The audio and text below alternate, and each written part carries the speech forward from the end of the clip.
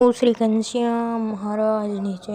તો ભક્તો, આજે આપણે શિક્ષાપત્રીના શ્લોકની કથા સાંભળવાની છે। તો આ કથા પૂરેપૂરી સાંભળજો, જેથી આપણને પૂરેપૂરા પુણ્યની પ્રાપ્તિ થાય। શ્લોક 116 થી 120। અને સ્થૂલ, સૂક્ષ્મ ને કારણ એ જે ત્રણે દેહ તે થકી વિલક્ષણ એવો જે પોતાનો જીવાત્માને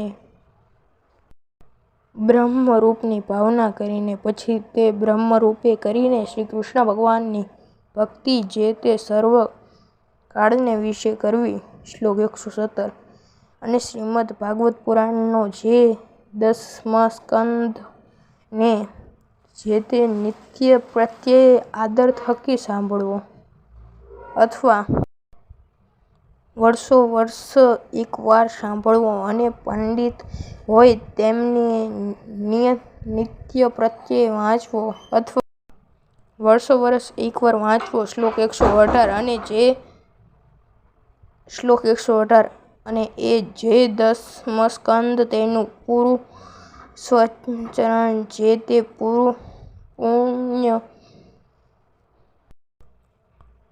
સ્થાનકને વિશે પોતાના સામર્થ્ય પ્રમાણે કરાવવું, અને વળી વિષ્ણુ સહસ્રનામ આદિક જે સ્વશાસ્ત્ર તેનું પુરુષર્પણ પોતાના સામર્થ્ય પ્રમાણે કરાવવું। તે પુરુષર્પણ કેવું છે તે તો પોતાના મન વાંછિત કરીને આપે એવું છે।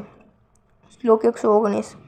અને કષ્ટની દેનારી એવી કોઈ દેવ સંબંધી આપદા આવી પડે, તથા મનુષ્ય સંબંધી આપદા આવી પડે, તથા રોગાદિક આપદા આવી પડે, તેને વિશે જેમ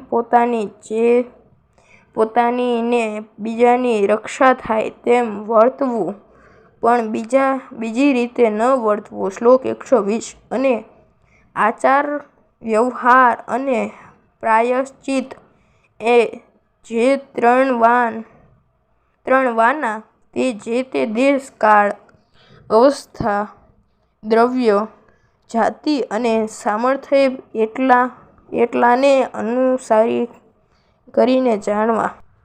જો ભક્તો તમને વિડીયો પસંદ આવ્યો હોય તો વિડીયોને લાઈક કરજો અને બીજાને શેર પણ કરજો, જેથી બીજા પણ કથાનું પુણ્ય લઈ શકે।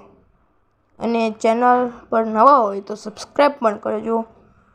જો તમારે આવા બીજા કંઈ પુરાણના વિડીયો જોવા હોય તો અમને કોમેન્ટ કરીને તમે જણાવી શકો છો, તો અમે એ અપલોડ કરી શકીએ, વાંચી શકીએ। અને કોમેન્ટમાં જય સ્વામિનારાયણ જરૂરથી લખજો ભક્તો। તો ભક્તો, આજે બસ આટલું જ। આપણે મળીશું નવા વિડીયોમાં, ત્યાં લગી બધાને જય સ્વામિનારાયણ।